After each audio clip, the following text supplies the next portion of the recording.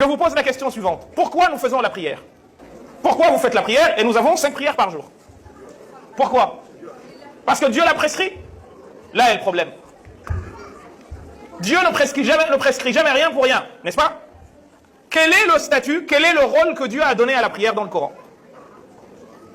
Se rappeler de lui. Il dit se rappeler de lui. C'est pas très loin, mais c'est pas la bonne expression.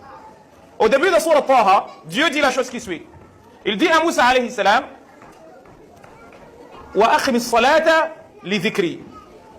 Fais la prière li dhikri. Je ne traduis pas encore ce mot. Dhikr veut dire parler d'eux. Mais on va au-delà de cela au fond. Dans un autre verset, il dit Fadhkurullah, parler de Dieu, ka dhikrukum aba'akum, ou aba'ikum, parler de Dieu comme vous parlez de vos pères, ou ashadda dhikra, ou plus encore. Et la question que j'ai envie de vous poser est la suivante. Est-ce que quand ton père est mort ou quand ta mère est morte, et que tu parles de lui, tu t'assois, tu dis papa, papa, papa, papa, papa, papa? C'est comme ça que l'on fait ou pas? Quand est-ce que ça veut dire quoi qu'on parle de son père ou qu'on se rappelle son père? Ben en fait, ce sont des occasions précises qui, malgré vous, indépendamment de votre volonté, vont vous rappeler des situations de bonheur ou de malheur ou de difficulté que vous avez vécues avec lui. Et ça crée en vous ce besoin, et du coup, des larmes coulent en se disant, mais s'il était là, j'aurais pu faire ci ou j'aurais pu faire ça. Mais c'est à cela que sert la prière. Mais nous, qu'est-ce que nous faisons? Nous gesticulons. Et du coup, la prière qui est à la base un moyen est devenue une finalité. Et je pourrais prendre cet exemple et le multiplier sur l'ensemble de la manière dont nous concevons la religion. Dieu nous dit dans le Coran qu'il nous impose 3 choses. Inna Allah ya'murukum bil adli wal ihsani wa ita'i dhil qurba.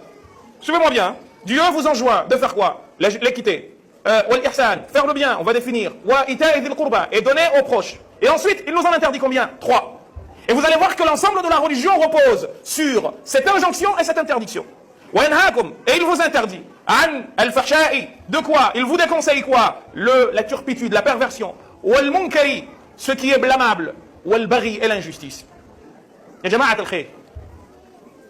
À quoi sert une prière qui va être suivie juste après de insultes, de calomnies? À quoi sert-elle? Vous savez à quoi elle sert? À rien. C'est pas moi qui le dis, hein. C'est le prophète. Man lam tanhahu salatuhu 'anil fahsha'i wal munkari fala salata lahu. Celui dont la prière ne sert pas à le mettre à l'abri de ses turpitudes, de ses péchés, eh bien sa prière ne sert à rien. Pourquoi elle ne sert à rien? Parce qu'étant donné que c'est un instant de rappel qui va te permettre de te sentir en proximité avec ton Seigneur, tu vas à sa rencontre, mais pas juste faire un mouvement, et que la rencontre avec ton Seigneur ne te rappelle pas que tu dois te comporter vis-à-vis de ces 3 interdictions de la manière la plus sérieuse qui soit, et vis-à-vis de ces 3 obligations de la manière la plus engagée qui soit, ben en fait elle ne te sert à rien, parce que même quand tu vas au contact de ton Seigneur, tu ne te souviens pas de lui. C'est à cela que sert la prière. Nous en avons 5 par jour. Au lieu d'attendre par exemple que l'Aïd vienne, et qu'on se dise tiens, si mon père était là, ben non, on te dit Dieu il t'a donné 5 fois par jour, pour qu'à chaque fois tu... Et vous savez d'où vient le mot Allah? Certains disent il vient de ilah, et ilah vient de l'arabe alaha, et alaha en arabe ça veut dire quoi?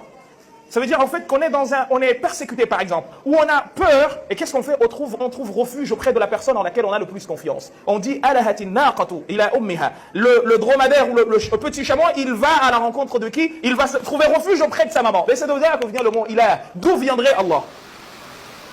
Et nous, qu'est-ce que nous faisons?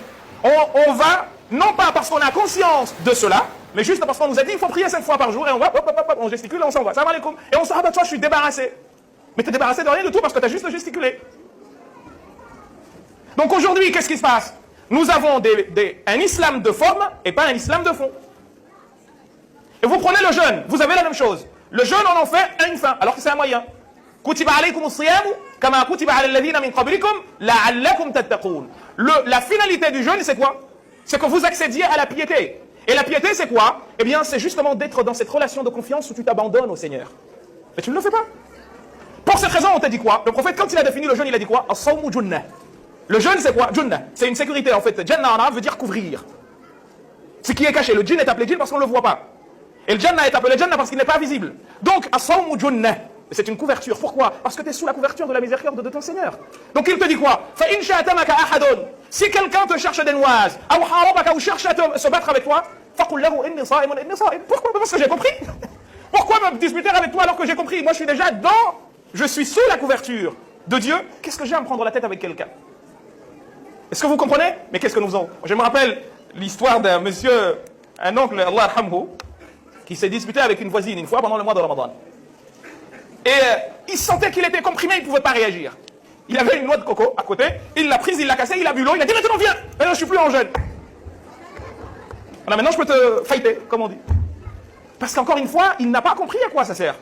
Donc aujourd'hui, nous avons une compréhension inversée de la religion. Quand je vous dis qu'il faut vraiment revoir les priorités, mais complètement. Ce que nous faisons, encore une fois, Dieu nous les a prescrits, les prières, les piliers, tout ce que vous voulez, afin de réaliser ces objectifs. Et nous avons fait des moyens, que sont ces pratiques-là, nous en avons fait les finalités. Et du coup, nous n'atteignons ni finalité ni moyen. Nous ne sommes ni dans un cas ni dans un autre.